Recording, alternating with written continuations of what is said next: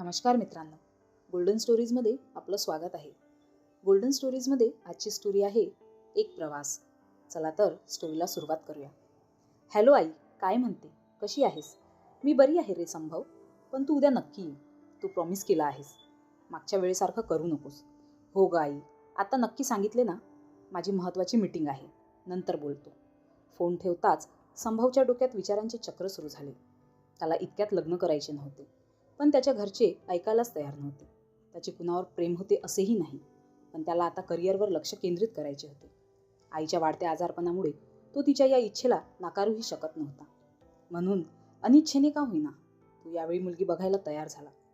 घड्याळाकडे लक्ष जाताच त्याने पटकन आवरले व ऑफिसात गेला. संध्याकाळी परत आल्यावर संभवने पुण्याला जाण्यासाठी ट्रॅव्हलची वेळ पाहिली आणि स्टॉपला जाऊन उभा राहिला. ट्रॅव्हल थोडी उशिराच आली. त्यात त्याचा शेवटचा स्टॉप असल्याने गाडी पूर्ण प्रवाशांनी भरलेली होती. फक्त एका युवती शेजारी जागा रिकामी होती. त्याने तिची बॅग हळूच उचलून खाली ठेवली व तिथे बसला. संभवने पाहिले ती युवती झोपलेली होती. तिच्या पूर्ण चेहऱ्यावर रुमाल होता. त्याची नजर ट्रॅव्हलच्या खिडकीतून बाहेर गेली. पौर्णिमेच्या चंद्राचे छान असे चांदणे पडले होते. त्या चांदण्यांच्या प्रकाशात त्या युवतीचे लांबसडक सोनेरी केस चमकत होते. बाहेरच्या गारवाऱ्याने ते केस रुमालाच्या बंधनाला झुगारून संभवच्या चेहऱ्याला स्पर्श करत होते. क्षणभर का होईना संभव त्या स्पर्शाने मोहरून गेला, पण त्याने लगेच स्वतःला सावरले व तो थोडे अंतर ठेवून बसला.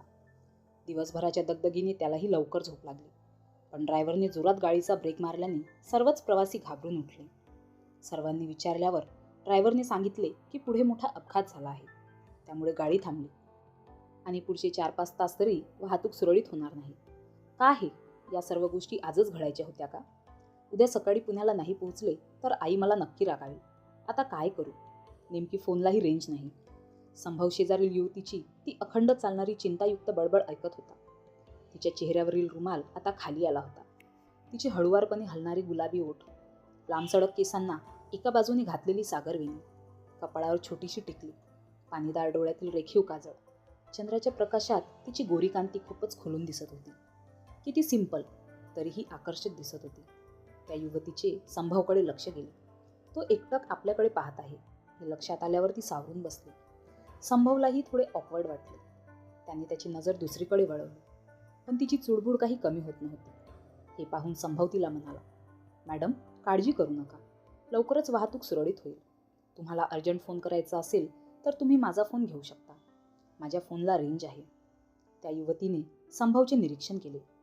त्याच्या व्यक्तिमत्वावरून तर तो एक सभ्य तरुण वाटत होता आणि तिला आता त्याच्या फोनची गरजही होती. तिने त्याचा फोन घेऊन घरी कॉल केला. हॅलो आई, मी सुरभी बोलते. हा कुणाचा नंबर आहे ग? इतक्या रात्री का फोन केला? आणि तू येते आहेस ना उद्या? हो ग आई, हो सांगितले ना. माझे ऐकून तर घे. मी निघाली, पण इथे पुढे एका गाडीला अपघात झाला आहे. वाहतूक बंद आहे. मी दुसऱ्या व्यक्तीच्या फोनवरून तुला कॉल करत आहे. तू काळजी करू नकोस, मी येते सकाळपर्यंत. बरं, पण काळजी घे. आणि हो, आतापर्यंत ती लोक आपल्या घरी तुला पाहण्यासाठी येतील, तर उशीर करू नको. सुरभीने संतापातच फोन कट केला. इथे मी अडकली आहे आणि तिला त्या पाहुण्यांची पडली आहे. संभव तिच्याकडे बघत होता. तिची होणारी तारांबळ, आईवरील लाळीक संतापात तर ती खूपच गोड दिसत होती. नाव पण किती सुंदर, सुरभी. सॉरी मी माझा राग तुमच्या फोनवर काढला. सुरभीच्या शब्दांनी संभव भानावर आला. इट्स ओके, पण काळजी करू नका. सकाळपर्यंत तुम्ही पुण्याला पोहोचाल. सॉरी मी तुमच्या फोनवरील संभाषण ऐकले. बाय द वे, मी संभव. मीही पुण्यालाच जात आहे. मी सुरभी. तुमचे खूप खूप आभार. तुमच्या फोनमुळे मला घरी कॉल करता आला. तेवढ्यात गाडीतील काही मुलांचा घोडका सामान घेऊन खाली उतरताना दिसला. संभवने त्यांना विचारले, काय रे भाऊ, तुम्ही सगळे कुठे चाललात? अरे दादा, आम्ही नेहमीच या रस्त्याने प्रवास करतो. इथे नेहमीच वाहतुकीची कोंडी असते. इथून 2-3 किलोमीटरची पायवाट आहे. पुढे लहान गाड्या असतात, त्या पुण्याला जातात. तिथूनच जात आहोत. पण इतक्या अंधारात रस्ता सुरक्षित आहे का? हो, आम्ही बऱ्याचदा जातो याच रस्त्याने आणि आमच्याकडे टॉर्चही आहे. संभवने सुरभीकडे पाहिलं. सुरभीही विचार करू लागली. त्या मुलांच्या घोडक्यात 2-3 मुलीही होत्या.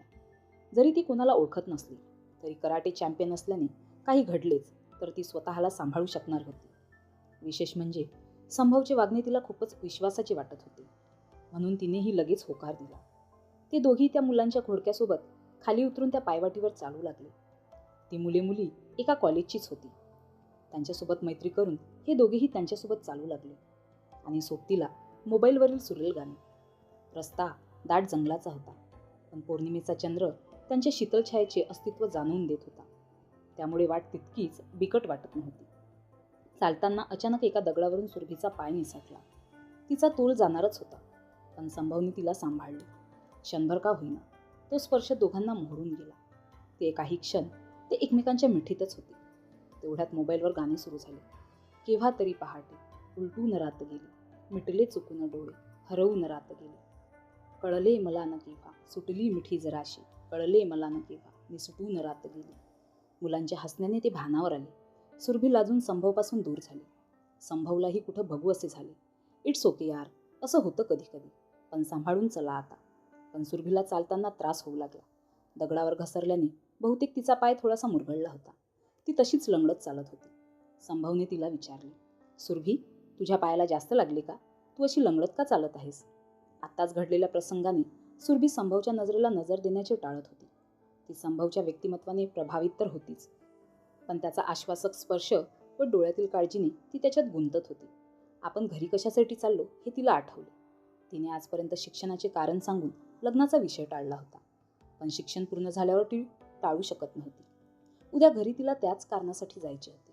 सुरभी, काय म्हणतो आहे मी? तुझे लक्ष कुठं आहे? आपण थोडं थांबायचं का? नको नको, मी ठीक आहे. थोडासा पाय मुरगळला आहे, पण मी चालू शकते. तरीही संभवने तिला आधार दिला. हे बघ सुरभी, आपली काही तासांचीच ओळख आहे, पण तुला इथून पुण्यापर्यंत सुरक्षित नेणे ही माझी जबाबदारी समजतो. तू मनात दुसरे कोणतेच विचार आणू नको. चल. संभवचा हात तिच्या हातात होता. काय होते त्या स्पर्शात? विश्वास, मैत्री, काळजी. सुरभी त्याला नकार देऊच शकली नाही. खरं तर कोणत्याही मुलीशी असे वागण्याची संभवची ही पहिलीच वेळ होती. पण सुरभीबद्दल त्याला काय वाटत होते हे त्याला कळतच नव्हते. तिची प्रत्येक अदा, बोलण्याची लकब, तिच्या हाताचा कोमल स्पर्श व सर्वात महत्त्वाचे म्हणजे तिने त्याच्यावर दाखवलेला विश्वास, या सर्व गोष्टींचा तो विचार करत होता. संभव, तुला माझ्यामुळे उगाच त्रास होत आहे का? सुरभी, तू असे का म्हणतेस? असे समज एक मित्र दुसऱ्या मित्राची मदत करत आहे. आणि तो छानसे हसला. तुझी स्माईल काय किलर आहे. काय? आपण काय बोललो हे लक्षात आल्यावर सुरभीने जीभ चावली, पण संभवने हसून तिला दाद दिली. कॉलेजातील मुलांच्या गटाबरोबर गप्पा गोष्टीत केव्हा रस्ता संपला हे लक्षातच आले नाही. ते जंगलातून एका छोट्या रस्त्याला लागले. तिथे एक लहानसे हॉटेल होते. संभवने सुरभी व त्याची ऑर्डर दिली. सुरभी फ्रेश होऊन हातपाय धुवून आली. पाण्याचे ओले तुषार अजूनही तिच्या लांबसडक केसांवर बिलगले होते. ही किती गोड दिसते यार. तिचे प्रत्येक रूप मला वेळच लावत आहे. पण काय उपयोग? या एका भेटीनंतर तिच्या व माझ्या वाटा कायमच्या वेगळ्या होतील. हा विचार करताना त्याच्या चेहऱ्यावर उदासीचे भाव म्हटले. संभव, काय झाले? या चांदण्या रात्रीत गर्लफ्रेंडची आठवण आली का? सुरभीच्या चेहऱ्यावरील खट्याळ भाव पाहून संभवचे विरहाचे विचार तिथंच विरघळले. नाही ग बाई, मला कोणी गर्लफ्रेंड नाही. चल जेवूया लवकर. त्याच्या या वाक्याने खरं तर सुरभी सुखावली होती. तिने त्याच आनंदात जेवण संपवले. तोपर्यंत मुलांनी गाडीची सोय केली होती. गाडीतही सुरभी व संभव जवळजवळच बसले होते. त्यांच्या जीवाला हुरहुर लावणाऱ्या प्रवासाचा तो शेवटचा टप्पा होता. गाडी सुरू झाल्यावर थकव्याने सुरभीची मान अलगद संभवच्या खांद्यावर विसावली. संभव थकला असूनही ही सुंदर क्षण तो मनाच्या कोपऱ्यात जतन करून ठेवत होता. ड्रायव्हरने गाडीचा ब्रेक लावला तशी सुरभी उठली. तिचा स्टॉप आला होता. सुरभीने जाता जाता पुन्हा एकदा प्रेमाने संभवचा हात हातात घेतला. संभव, मी हा प्रवास कधीच विसरणार नाही. तो नेहमी माझ्या सुंदर आठवणीतील एक असेल. तिला खूप काही बोलायचं होतं, पण शब्द साथ देत नव्हते. शब्द केव्हा अश्रू होऊन डोळ्यातून ओघळले हे तिलाच समजले नाही. संभवचीही हीच स्थिती होती. त्याने अलगद तिला थोपटले आणि आयुष्याच्या पुढच्या प्रवासासाठी शुभेच्छा देऊन भरलेल्या डोळ्यांनी तो गाडीतच बसला. संभव घरी पोहोचला. त्याने आईशीही काहीही बोलता जाण्याची तयारी केली. आईला वाटले प्रवासाने थकला असेल. ते ठरलेल्या वेळी पाहुण्यांच्या घरी गेले. संभवचे कोणत्याच गोष्टीकडे लक्ष नव्हते. मुलीची आई मुलीचे कौतुक करत होती. आमची सूर खूपच हुशार आहे. तिच्या हाताला तर अशी चव आहे. संभवला या सर्व गोष्टींचा खूप राग येत होता. त्याच्या नजरेसमोरून सुरभीचा चेहरा जातच नव्हता. आईला माझे लग्नच हवे आहे ना, मग मी कुठूनही सुरभीला शोधेन. त्याने मनाशी पक्का निर्णय केला व मान वर करून म्हणाला, थांबवा हे सगळे. मला हे लग्न करायचे.